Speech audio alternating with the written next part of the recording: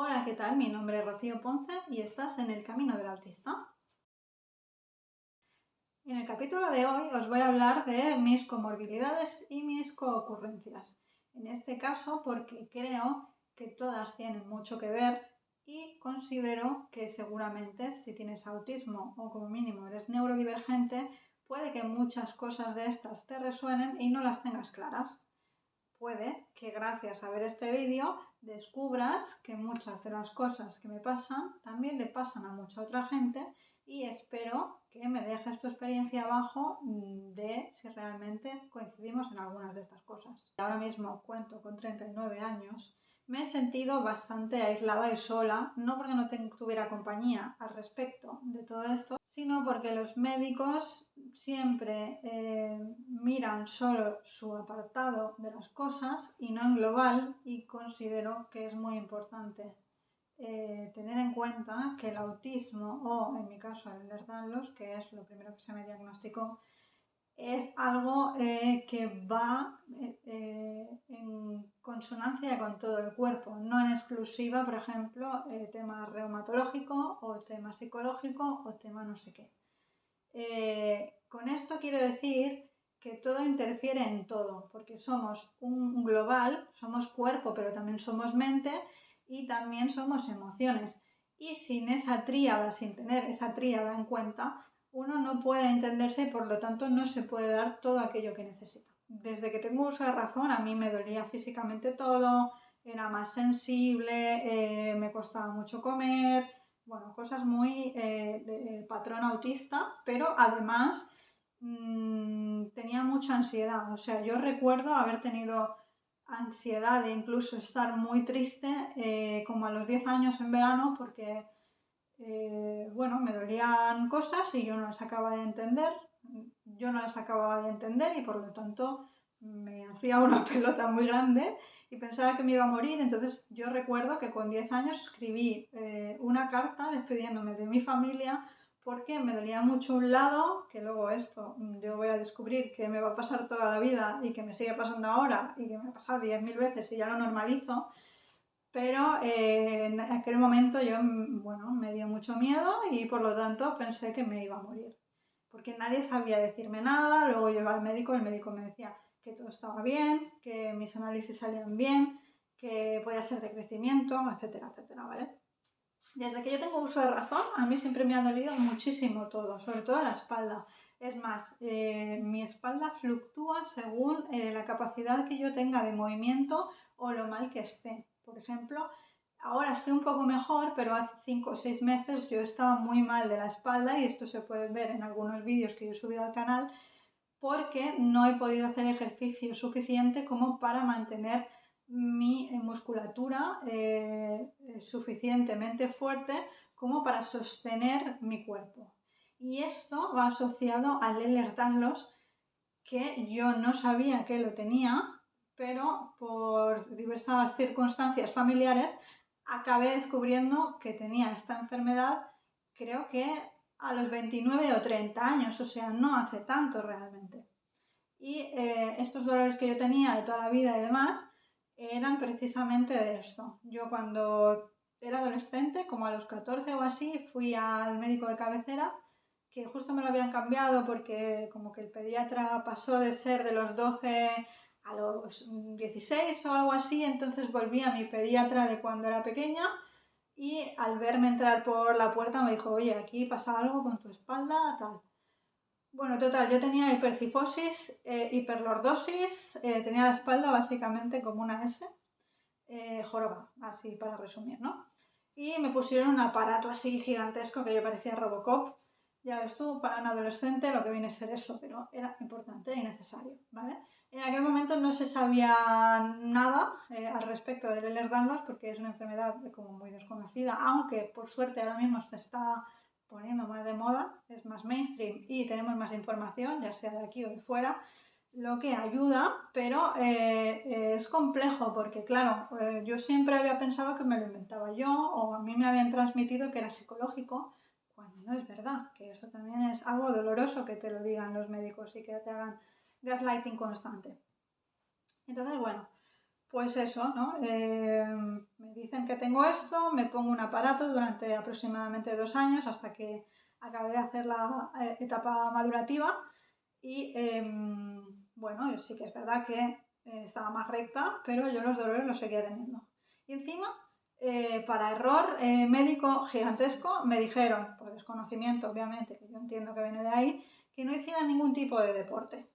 Cosa horriblemente mala, porque obviamente si tú tienes la musculatura poco sostenida o poco trabajada y tienes esas cosas en la espalda, obviamente eso va a ir empeorando. Si alguien mayor, ¿no? Tú le dices, no, no hagas nada de ejercicio, ¿no? Obviamente el cuerpo se va degradando. Por lo tanto, tú tienes que intentar tenerlo lo más ágil posible y lo más ejercitado posible, no al contrario. Pero entiendo que como no acaban de entender muy bien qué me pasaba, lo más fácil era decirme que no hiciera ningún tipo de ejercicio para que yo no sufriera ningún tipo de dolor. Cosa un poco irónica, la verdad, pero bueno. Luego, por otro lado, creo que sobre los 20, 21, algo así, yo ya empecé a tener mucha ansiedad por hacer gestiones. O sea, yo había tenido ansiedad siempre, simplemente que en ese momento fue mucho más acusada. Y sobre los 22 o algo así, empecé a tener ansiedad y además justo tuve un problema, tuve un accidente de coche, yo iba atrás y estaba parcialmente dormida, entonces iba tumbada. Me desperté con el choque y esto hizo que yo entrara en lo que no sabía que era, pero en lo que era un burnout como una casa, autista, un burnout autista como una casa. Y, tenía muchos problemas porque en aquel momento me daban entre crisis, ataques de pánico, desmayos y whatever que yo en aquel momento no sabía decir qué eran y ahora ya lo puedo decir que era un burnout autista y que eran shutdowns, meltdowns y demás. Me daban como 12 o 13 al día, 12 o 13 crisis al día, pero claro, yo no sabía lo que era, entonces lo pasé muy mal, lo pasé muy mal. Y bueno, pues me empezaron a medicar, estuve como 5 años medicándome 4 o 5 pastillas cada día. De hecho, ahora aún sueño muchas veces cuando estoy dormida, de repente me despierto, mierda, me he dejado la pastilla, se me ha olvidado la pastilla. Y es porque tengo tan imbuido que tengo que tomarme esas pastillas para estar bien, que es lo que se me dijo, que sigo soñándolo si no me las tomo. Claro, obviamente no me las tomo, hace muchísimo que no me las tomo porque como a los 28 o 29 empecé a dejarlas paulatinamente. Y lo que digo, entonces a los 29, 30 aproximadamente fui a ver a mi hermana Málaga y ella me dijo, mira, creo que podemos tener esto, obviamente el Ehlers-Danlos es genético, entonces me dijo eso, ¿no? Que podíamos tener eso, que ella había ido a un especialista, que fuera yo también, y al entrar por la puerta me dijo, sí, sí, obviamente lo tienes el Ehlers-Danlos tipo hiperlaxitud o hipermóvil, el más común, digamos, ¿vale? Y claro, ahí ese diagnóstico a mí me cambió bastante porque entendí muchas de las cosas que me pasaban, pero el problema de ese diagnóstico no es un problema en sí tener un diagnóstico. Lo que pasa con nosotros luego sí es un problema, sobre todo cuando pasa lo que me pasa a mí y le pasa a mi familia, que es que como tenemos el Ehlers-Danlos, todo es por el Ehlers-Danlos, como si saber de dónde viene algo te exima de tener dolor, cuando no es así. Entonces yo tengo una lucha constante con los especialistas al respecto de esta enfermedad, precisamente porque las soluciones que dan son muy vagas, muy poco pensadas individualmente y encima tenemos muy pocos recursos en la sanidad pública. Para todo hay que pagar y para todo hay que estar detrás y estar investigando, cosa que entiendo porque es una enfermedad un poco conocida y es complicado que los médicos sepan de todo. Es más, me han dicho de boca de ellos que esta enfermedad la dan literalmente 2 minutos por la carrera, o sea, cuando hacen la carrera, igual la leen 2 minutos en plan así, eso que es hiperlaxitud y no sé qué. Yo cuando voy a veces, muchas veces me ha pasado de ir a reumatólogos, que en teoría tendrían que saber lo que es el Ehlers-Danlos, y que me dijeran, no sé lo que es, o, bueno, ok, o bueno, incluso me han dicho, así es eso de la gente hiperlaxa, ¿no? Y el problema es que el Ehlers-Danlos no es en exclusiva ser hiperlaxo, porque la hiperlaxitud no duele en general, pero el Ehlers-Danlos sí. El Ehlers-Danlos es una colagenopatía que hace que el colágeno de nuestro cuerpo, que es, digamos, el pegamento del cuerpo, no sea tan consistente. Por lo tanto, teniendo en cuenta que el colágeno está en todas partes, menos en el cerebro y en los ojos, me parece, si no me equivoco, es complejo porque nos interfiere en todas las áreas, sobre todo en lo físico, pero también en lo, por ejemplo, en la ansiedad, en la parte gastrointestinal, en la parte del sistema nervioso. Es que todo tiene relación con eso, ¿vale? Entonces, claro, yo siempre que me he quejado de algo, siempre ha sido, es que es por esto, ¿vale? Por ejemplo, yo he tenido muchos problemas siempre de alergias y de cosas gastrointestinales, de que me sentara muy mal la comida, de incluso tener miedo a comer, incluso tener anorexia nerviosa sin yo querer. Quiero decir que yo comía, y esto hablo de cuando tenía 25 o así, yo comía y directamente cualquier cosa que comiera, independientemente de lo que fuera, yo a los 10 minutos estaba en el lavabo y me quedé literalmente en, no sé, 54 kilos creo que fue el mínimo peso que yo tuve y peso, o sea, mido unos 74, quiero decir, una persona de unos 74 pesando 54 kilos es bastante preocupante. Sí que es verdad que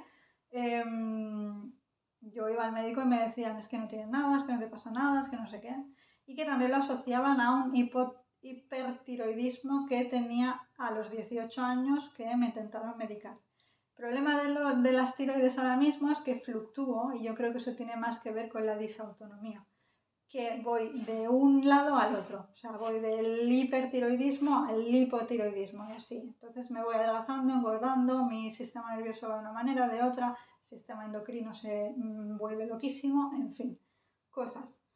Y bueno, el Ehlers-Danlos además vino asociado con muchísimas cosas, como esto que os comentaba, ¿no? De los problemas gastrointestinales, del síndrome de activación mastocitaria, que tengo muchas alergias, histaminosis y problemas de cosas que en teoría son a nada y a toda la misma vez. Entonces es muy complicado encontrar la causa, porque no es una causa en concreto y eso siempre me ha complicado la vida. Y luego esto, la disautonomía también.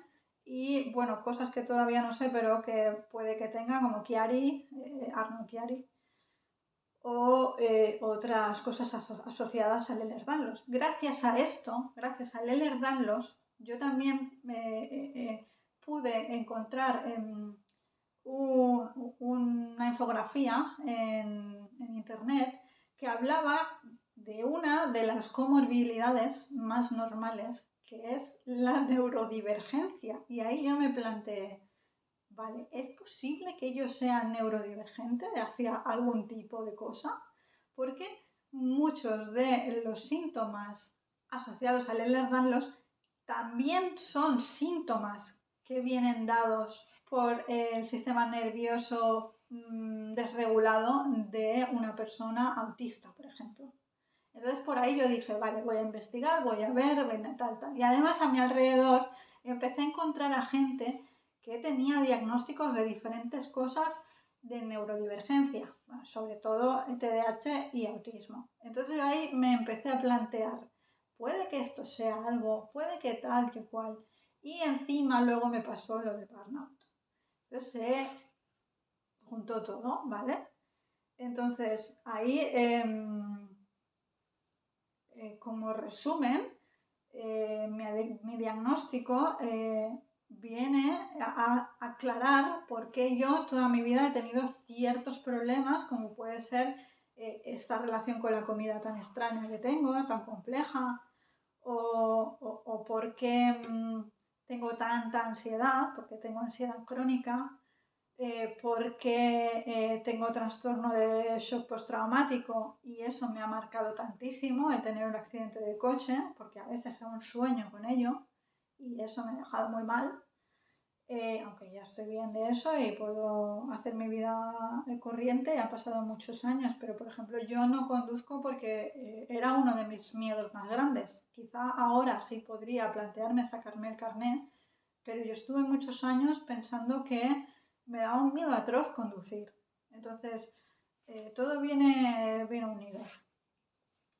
Luego, por otro lado, también tengo trastorno disfóbico premenstrual, con todo lo que ello conlleva, no solo el dolor físico, que también, sobre todo justo antes de venirme las reglas, sino todo el desemparejamiento físico y emocional y hormonal que la disforia premenstrual tiene asociada, ¿no? Los cambios de humor tan repentinos, el estar súper extremadamente triste. O sea, y esto ya nos pasa a todas las mujeres, incluso las que no tienen este trastorno. Pero las personas que tenemos este trastorno es como a nivel 100.000. Todo es más intenso, es a nivel proporcional muchísimo, muchísimo más. Entonces es más complejo de llevar porque obviamente nos da incluso picos de pequeñas depresiones y de malestar y de tristeza profunda que no tiene ningún tipo de sentido, que es básicamente hormonal. Así que bueno, en resumen os podría comentar que mis máximas cosas son que tengo por un lado síndrome de Ehlers-Danlos, que va asociado a disautonomía y a autismo, y esta neurodivergencia además también va asociada con el ACI, las altas capacidades, y el TDAH. Luego en la parte psicológica soy muy ansiosa, que tengo ansiedad crónica y esto viene seguramente asociado a que soy hiperlaxa físicamente y a que mi sistema nervioso funciona desde ser neurodivergente, con todo lo que ello comporta, con todos los nervios que se asocian al tener que camuflar, al tener que sobrellevar una vida en un mundo neurotípico, que es algo que nos cuesta mucho a las personas autistas. Y de ahí pues cosas más mínimas como obviamente ya veis que llevo gafas, tengo miopía y astigmatismo, pero cuando era pequeña tenía un ojo estrábico y entonces tuvieron que hacerme mucho trabajo para que no se me fuera el ojo hacia adentro y unas cosas. O tenía los pies planos o tenía muchos problemas de movilidad y propiocepción. Y de interocepción también, porque me comía las paredes, las puertas, bueno, todo eso viene asociado tanto al Ehlers-Danlos como a ser neurodivergente o como mínimo al autismo o al desorden de procesamiento sensorial, que va asociado mucho a las neurodivergencias, sobre todo a estas tres que os comento que yo tengo, ¿no? Que son el autismo, el TDAH y las altas capacidades. Entonces, claro, este conjunto de cosas me hacen ser quien soy, pero no tenía esa información porque, como os comento, el Ehlers-Danlos descubrí que lo tenía como a los 29. El autismo hace ahora 2 meses que lo sé. O sea, las respuestas me han llegado siendo muy adulta y yo estoy muy agradecida, pero también pienso que cómo podría haber sido mi vida si yo hubiese sabido todo esto con más antelación para poder hacer cosas que no me fueran en mi contra.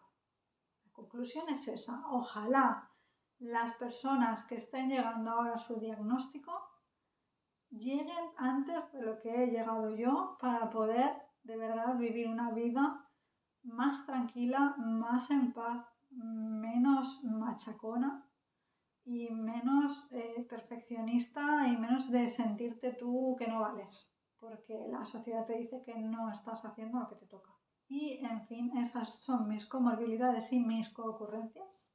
En tu caso, ¿coincides en alguna? Cuéntame abajo en los comentarios si tú también tienes algunas de estas comorbilidades o por el contrario tienes otras, que seguro que nos puede servir a todos. Y bueno, como siempre, decirte que si te gusta mi contenido, que lo hago con mucho amor porque me está ayudando a tener una rutina, puedes darle a suscribir al super like o darle un like o comentarme con lo que te ha parecido este capítulo o cualquiera de los otros. Y como siempre ya sabes que YouTube te manda a que veas un capítulo especialmente para ti, que está aquí arriba. Así que bueno, pues yo te insto a que vayas a ver qué te propone YouTube para ver si realmente te gusta. En todo caso, muchísimas gracias por llegar hasta aquí y por seguir mi camino del autista. Un saludo y hasta la semana que viene.